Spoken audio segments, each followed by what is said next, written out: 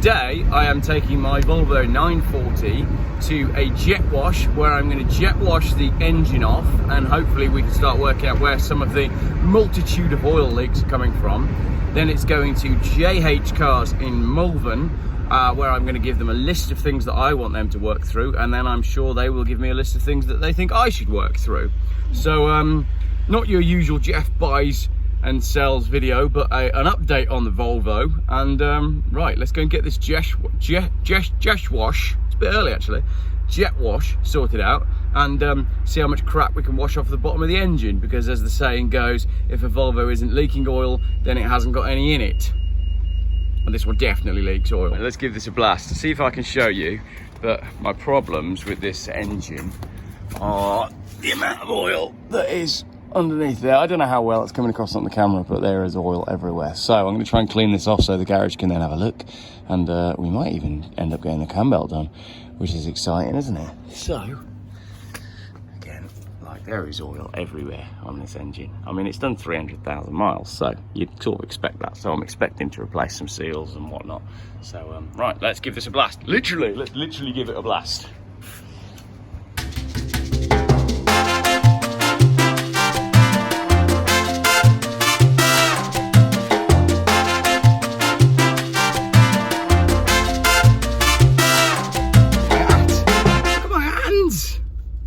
Thing is though, couldn't do that with a new car, could you? It's always a good sign, isn't it, when there's something like that parked outside the garage. Right, here we are, JH. Down now, these guys got recommended to me by the lady at the school who also has a 940. So here's my list of things that I've given them to do on the car, and it's basically going to be like an ongoing rolling project. So we've got look for oil leaks, check the life of the cam mount and water pump, look at the suspension, is it okay? The front suspension, what should we replace? Links, arms, bushes. PCV system replace reservoir, supplied. Check the vacuum lines, gearbox service, question mark. Front brake dust shields, which are rusty as hell, and I'll supply those. And then there's the light on the dash for the Lambda. And basically it's just going to be a sort of rolling project. I'll just keep dropping the car down here and we'll keep improving bits and bobs. And hopefully we'll find out that those oil leaks aren't too horrendous. Be interested to see what the underside of the car looks like when it goes on the ramp, now that I've cleaned it all. But yeah, a little bit more on that later on, and we'll go from there really. All right, drop the Volvo off and stop to have a little look at this. Parked outside Malvern Motor Company. That's a bit of all right, isn't it? Anyway, there's another old boy who's looking at this Rolls Royce whilst I'm here. He says to me he actually drives a school bus, and one of the lads this morning on this school run said they went to Bournemouth yesterday. So today is the Monday after the weekend, the hottest weekend pretty much in the history of hot weekends in Britain ever. So yesterday was Sunday, and it was when I popped out in the car yesterday, it said 31.5 on the temperature. And he said that in Bournemouth it took them 2 hours just to find somewhere to park the car. So I'm quite glad we didn't go down to the coast yesterday, because that's what I thought would happen. The next morning. So today the kids are genuinely be using the back of the XM as a Play-Doh den. My 5-year-old has worked out that if he uses this bit here, then he's got an oven or a storage container, and then that bit there is where he puts everything that's cooked, which worked really well, right up until the point when a great big ball of Play-Doh was thrown from this side of the car over to this side, where I was working with my laptop here. And the Play-Doh basically got launched over here. It bounced off this and went down here directly into my coffee. So we sort of put a stop to that, but just shows you the versatility of a large car like this. It was all going really well up until the point that happened, which was a total accident, wasn't it, mate? But it was pretty funny. Oh well. This is Geoff. You have to dry that off. You got to dry it off? Yeah, I'm not worried about your Play-Doh, mate. I'm more worried about getting another coffee. 1 hour later. Back down here to get the verdict on the Volvo, which I will show you. And we'll have a little look at this little TR on the way. So let's go. Looks great in that colour, doesn't it? I'm not a huge fan of the TR7, but this one's really nice and clean. And that interior is just so of its age, isn't it? And that sort of interior has been hated for so long, and now it's coming back around again and looking really cool. Plaid. Is it a bit of plaid? Check or plaid? What do you think, Jamon? You like it? Someone's sulking. Yeah, I like that a lot. Okay, look, here's the big wagon. But look what else is in the car park. We got a Xantia estate. To be honest though, the number plate says PCR, so it's probably horrendously unreliable.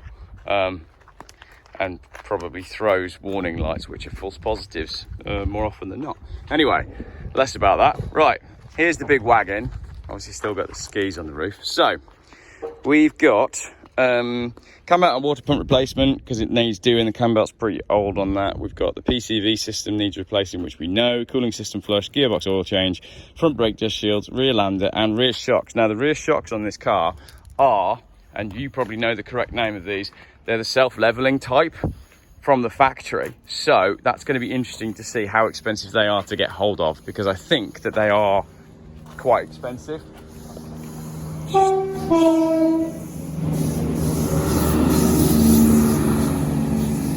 No need for that, is there? No need for that at all.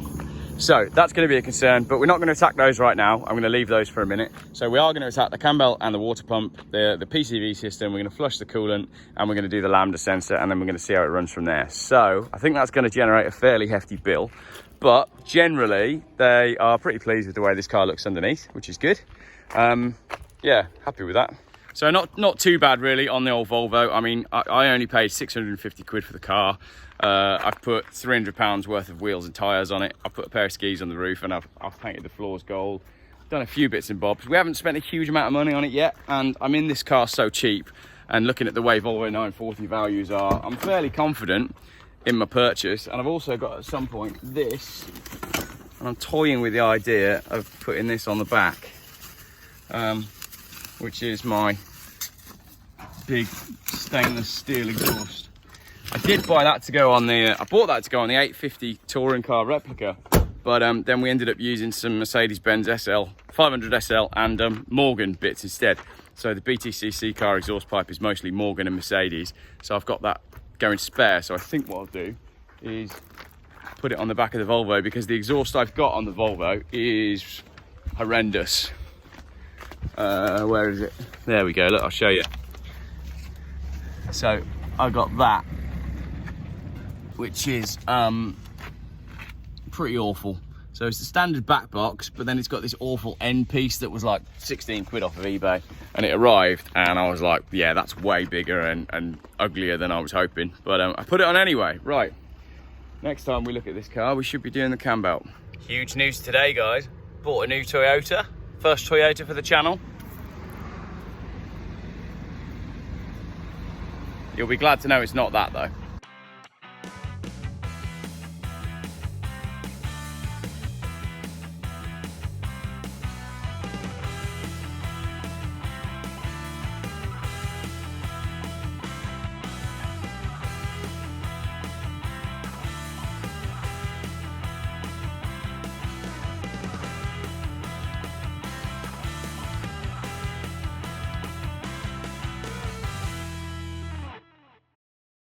Geoff buys cars. YouTube's most boring car channel.